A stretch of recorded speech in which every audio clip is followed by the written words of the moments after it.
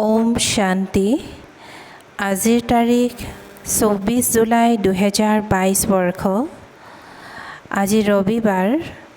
অব্যক্ত বাপদাদাৰ অব্যক্ত মুৰলী আৰু আজিৰ ৰিভাইজ তাৰিখ 18 ডিচেম্বৰ 1991 চন। আজিৰ অব্যক্ত মুৰলীৰ সাৰ হৈছে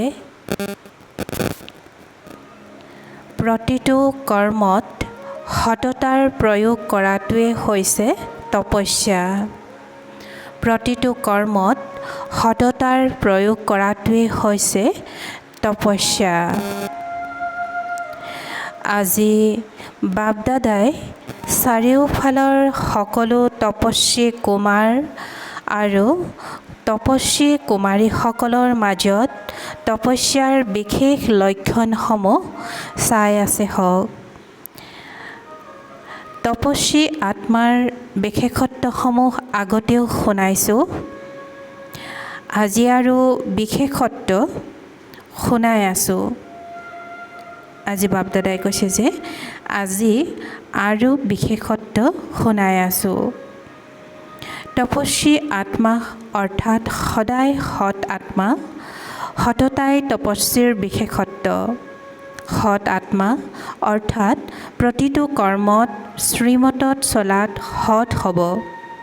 সৎ অৰ্থাৎ কৰ্তব্যনিষ্ঠ আৰু সত্যনিষ্ঠ। শ্ৰীমতত চলাৰ ক্ষেত্ৰত সৎ অৰ্থাৎ কৰ্তব্যনিষ্ঠ। সৎ আত্মাই স্বতঃ প্ৰতিটো খোজ শ্ৰীমতৰ ইংগিত অনুসৰি দিয়ে। তেওঁৰ প্ৰতিটো খোজ আপোনা আপুনি শ্ৰীমতৰ ইংগিততেই চলে। যিদৰে বিজ্ঞানৰ শক্তিৰ দ্বাৰা বহুত বস্তু ইংগিতেৰে আপোনা আপুনি চলাবলগীয়া নহয়।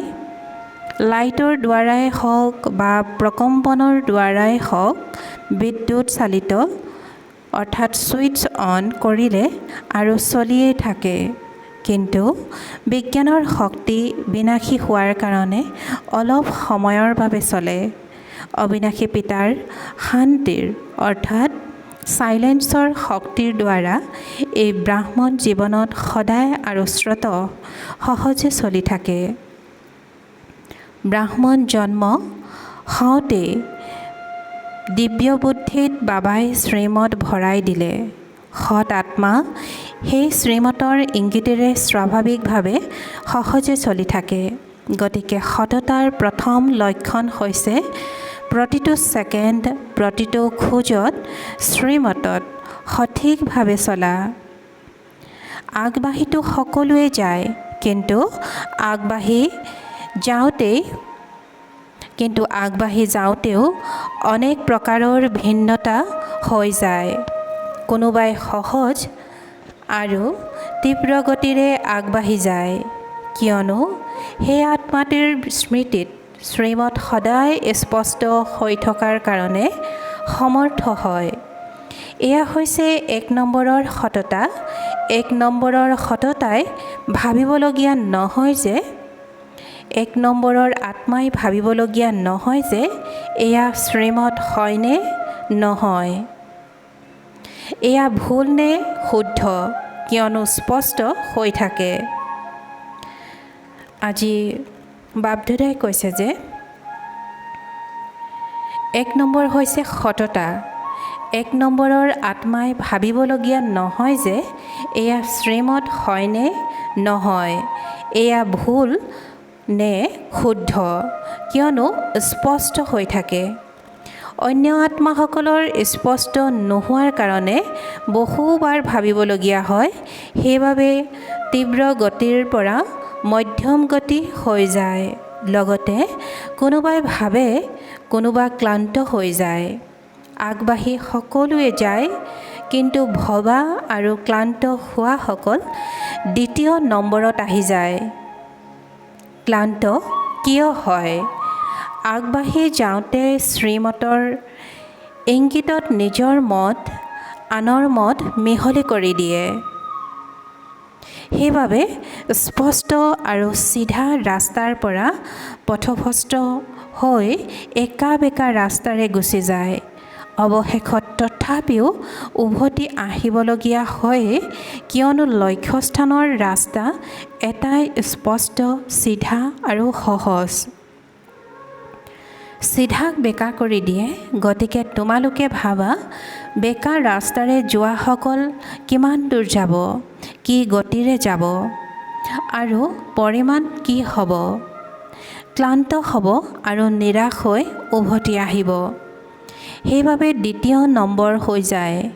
অনেক ছেকেণ্ড হেৰুৱালে, অনেক শ্বাস হেৰুৱালে, সৰ্বশক্তি হেৰুৱালে। সেইবাবে দ্বিতীয় নম্বৰ হৈ গ'ল। কেৱল ইয়াতে আনন্দিত হৈ নাযাবা যে আমিতো আগবাঢ়ি গৈ আছোঁ, কিন্তু নিজৰ চলন আৰু গতি দুয়োটাকে পৰীক্ষা কৰা। গতিকে বুজিলা, সততা কাক কোৱা হয়? সৎ আত্মাৰ আৰু লক্ষণ হৈছে তেওঁলোকে কেতিয়াও কোনো সম্পদ নষ্ট নকৰিব। কেৱল স্থূল ধন বা সম্পদৰ কথা নহয়, কিন্তু আৰু অনেক সম্পদ তোমালোকে পাইছা। সৎ আত্মাই সংগম যুগৰ সময়ৰূপী সম্পদ আৰু এক ছেকেণ্ডৰ বাবেও ব্যৰ্থত খৰচ নকৰিব, কিয়নো সংগম যুগৰ এক ছেকেণ্ড বছৰতকৈও অধিক। যিদৰে গৰীব আত্মাৰ স্থূল ধনৰ 8 অনাও 800 টকাৰ সমান, কিয়নো 8 অনাত সঁচা অন্তৰৰ ভাৱনা 800তকৈও অধিক। সেইদৰে সংগম যুগৰ সময় এক ছেকেণ্ড ইমান শ্ৰেষ্ঠ, কিয়নো এক ছেকেণ্ডত পদমৰ সমান জমা হয়। ছেকেণ্ড হেৰুৱালা, অৰ্থাৎ পদমৰ সমান উপাৰ্জনৰ সময় হেৰুৱালা। সেইদৰে সংকল্পৰূপী সম্পদ, জ্ঞান ধনৰূপী সম্পদ, সৰ্বশক্তি সৰ্বগুণৰূপী সম্পদ ব্যৰ্থত হেৰুৱাব। পিতাই কৈছে যে সেইদৰে সংকল্পৰূপী সম্পদ, জ্ঞান ধনৰূপী সম্পদ, সৰ্বশক্তি সৰ্বগুণৰূপী সম্পদ ব্যৰ্থত হেৰুৱাবা। যদি সৰ্বশক্তি সৰ্বগুণ আৰু জ্ঞানক নিজৰ প্ৰতি বা সেৱাৰ প্ৰতি কামত নলগোৱা, তেন্তে তাকো ব্যৰ্থত হেৰুৱা বুলি কোৱা হ'ব। দাতাই দিলে আৰু লওঁতাই ধাৰণ নকৰিলে, তেন্তে ব্যৰ্থত নগ'ল জানো? যিসকল সৎ হয় তেওঁলোকে কেৱল ধন প্ৰাপ্ত কৰি ৰাখি নথয়। সততাৰ লক্ষণ হৈছে সম্পদ বৃদ্ধি কৰা।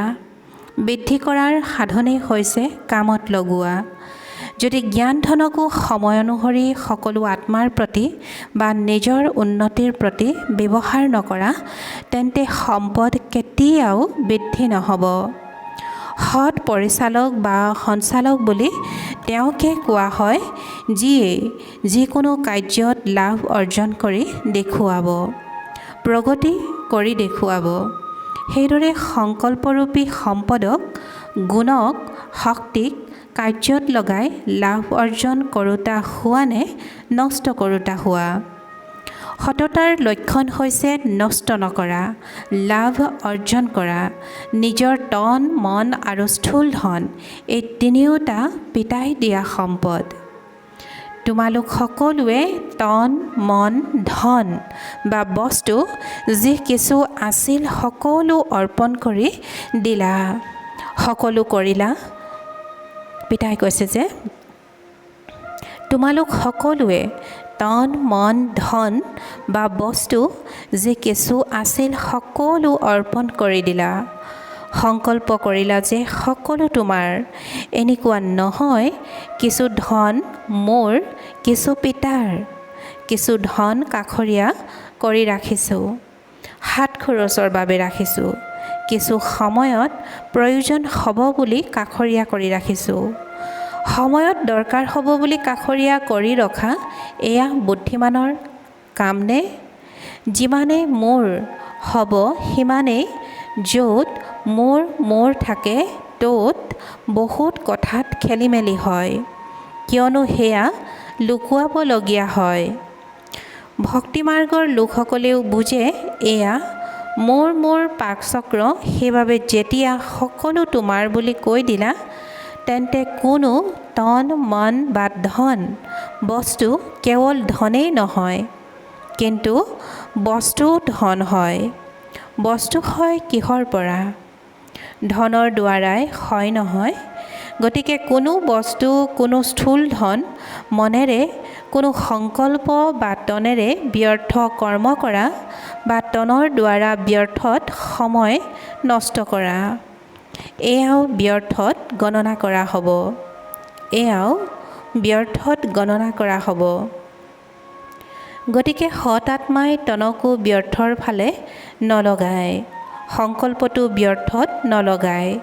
য'তেই নাথাকা, লাগিলে প্ৰবৃত্তি মাৰ্গতে অৰ্থাৎ গৃহস্থালীতে থাকা বা সেৱা কেন্দ্ৰতে থাকা অথবা মধুবন নিবাসীয়ে হোৱা, সকলোৰে তন মন ধন পিতাৰ হয়নে?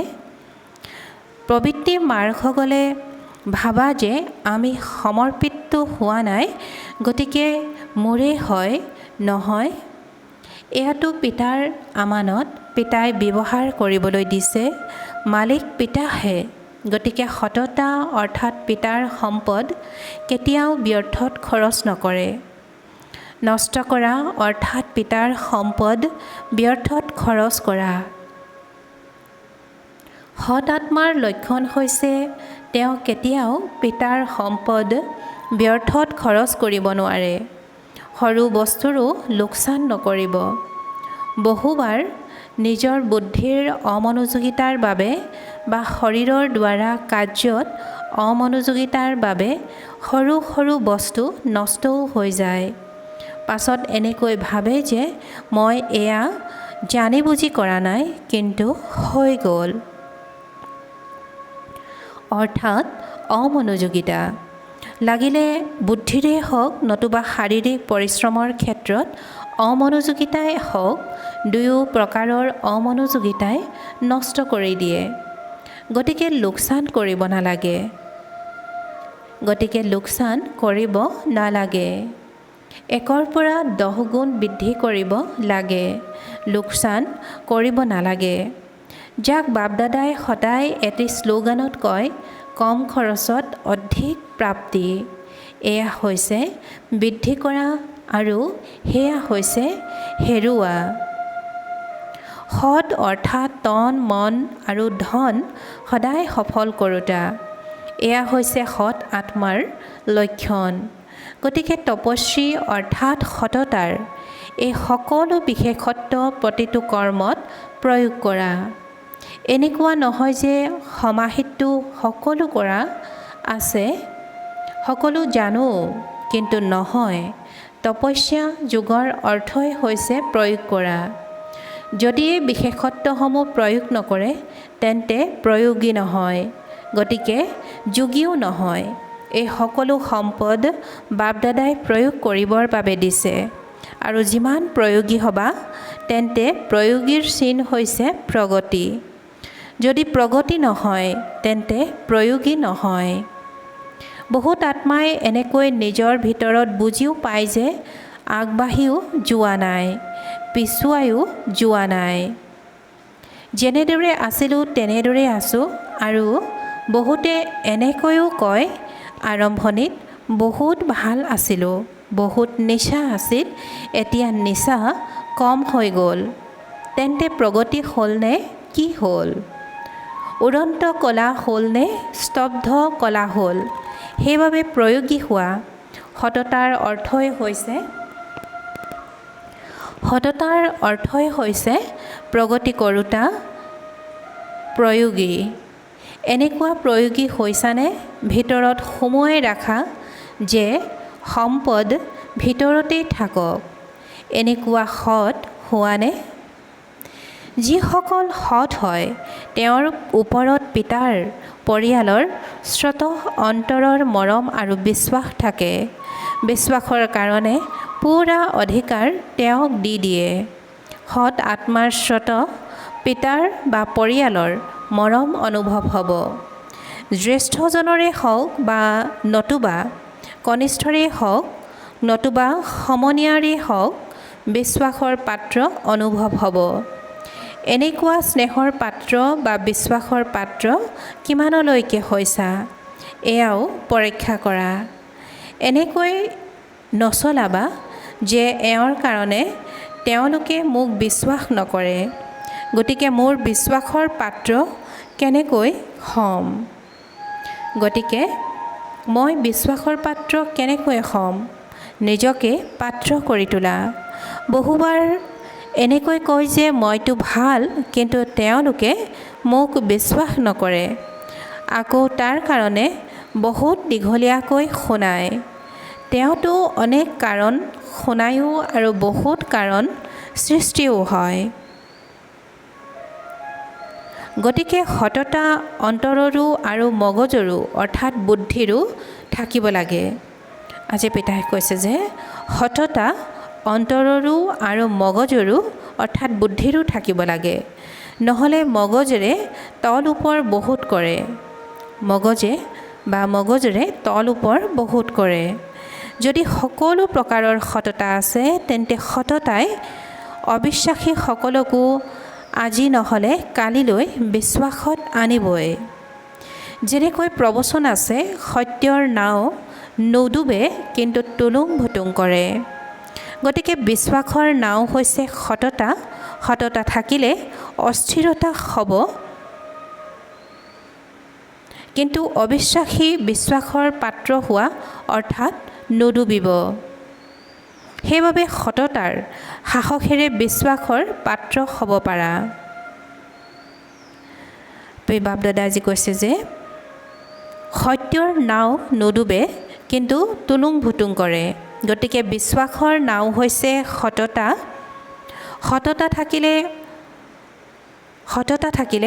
অস্থিৰতা হ'ব নোৱাৰে, কিন্তু অবিশ্বাসীৰ বিশ্বাসৰ পাত্ৰ হোৱা অৰ্থাৎ নুডুবিব। সেইবাবে সততাৰ সাহসেৰে বিশ্বাসৰ পাত্ৰ হ'ব পাৰা। আগতেও শুনাইছিলোঁ নহয় যে সত্যক সিদ্ধ কৰা নহয়, সত্য স্বয়ং সিদ্ধ। সিদ্ধ নকৰিবা, কিন্তু সিদ্ধিস্বৰূপ হৈ যোৱা। গতিকে সময়ৰ গতি অনুসৰি এতিয়া তপস্যাৰ খোজ সহজ আৰু তীব্ৰ গতিৰে আগবঢ়োৱা। বুজিলা? তপস্যা বৰ্ষত কি কৰিব লাগে? এতিয়াও অলপ সময়টো হাতত আছে। এই সকলো বিধি নিজৰ মাজত ধাৰণ কৰি সিদ্ধিস্বৰূপ হোৱা। ভাল বাৰু। সকলো সৎ আত্মাসকলক সদায় সকলো সম্পদক কাৰ্যত প্ৰয়োগ কৰি আগবাঢ়ি যোৱা আত্মাসকলক সদায় তন মন ধনক যথাৰ্থ বিধিৰে কাৰ্যত প্ৰয়োগ কৰোঁতা আত্মাসকলক সদায় নিজক বিশ্বাস আৰু মৰমৰ পাত্ৰ কৰি তোলোতা আত্মাসকলক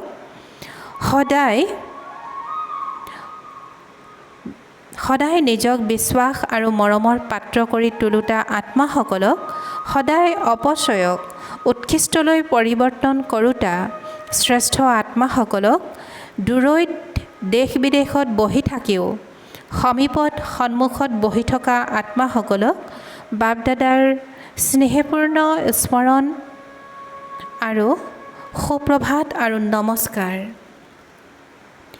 আৰু আত্মিক সন্তানসকলৰো আত্মিক বাপদাদাৰ প্ৰতি স্নেহপূৰ্ণ স্মৰণ আৰু সুপ্ৰভাত আৰু নমস্কাৰ নমস্কাৰ নমস্কাৰ। দাদীজীৰ সৈতে পিতাৰ সৃষ্টিটো তুমি আছা আৰু দৃষ্টিটো তুমি আছা। তোমাৰ সখী জনকলৈ স্নেহ সহিত স্মৃতি পঠিয়াবা। এয়াই ক'বা যে শৰীৰ আৰু সেৱা দুয়োটাৰে তত্বাৱধান লোৱাৰ ক্ষেত্ৰত যাতে সন্তুলন ৰাখে। ধ্যান ৰাখিবা, কিয়নো আগলৈ সময় আৰু জটিল হ'ব। শৰীৰ দুৰ্বল হৈ গৈ থাকিব আৰু সেৱা অধিক হৈ গৈ থাকিব। এতিয়া শৰীৰৰ দ্বাৰা বহুত কাম কৰিবলগীয়া আছে। বাৰু, ওম শান্তি। আৰু আজিৰ বৰদান মোৰ বোধ সমাপ্ত কৰি পুৰণি সৃষ্টিৰ পৰা মৃত্যুবৰণ কৰোঁতা নিৰ্ভয় আৰু নিমিত্ত হোৱা। আজি বাপদাদাই বৰদানত কৈছে যে মোৰ বোধ সমাপ্ত কৰি পুৰণি সৃষ্টিৰ পৰা মৃত্যুবৰণ কৰোঁতা নিৰ্ভয় আৰু নিমিত্ত হোৱা। আৰু আজিৰ বৰদানৰ ব্যাখ্যা, মনুষ্যই মৰিবলৈ ভয় কৰে আৰু তোমালোকতো হোৱাই মৃত, নতুন সৃষ্টিত জীয়াই আছা, পুৰণি সৃষ্টিৰ পৰা মৃত, গতিকে মৃতজনৰ মৰিবলৈ কি ভয়? তেওঁলোকতো স্বতঃ নিৰ্ভয় হ'বই। কিন্তু যদি অলপো মোৰ বোধ থাকে তেন্তে মায়া মেকুৰীয়েও মেও মেও কৰিব। মনুষ্যৰ মৃত্যুলৈ বস্তুৰ বা পৰিয়ালৰ চিন্তা থাকে। আজি বাপদাদাই কৈছে যে মনুষ্যৰ মৃত্যুলৈ বস্তুৰ বা পৰিয়ালৰ চিন্তা থাকে। তোমালোক নিমিত্ত হোৱা, এই শৰীৰো মোৰ নহয়, সেইবাবে উপৰাম হোৱা, কাৰো প্ৰতি যাতে অলপো আসক্তি নাথাকে। আৰু আজিৰ শ্লোগান, নিজৰ অন্তৰ ইমান বিশাল কৰা যাতে সপোনতো সদৰ অৰ্থাৎ সীমিত সংস্কাৰ জাগ্ৰত নহয়। ওম শান্তি।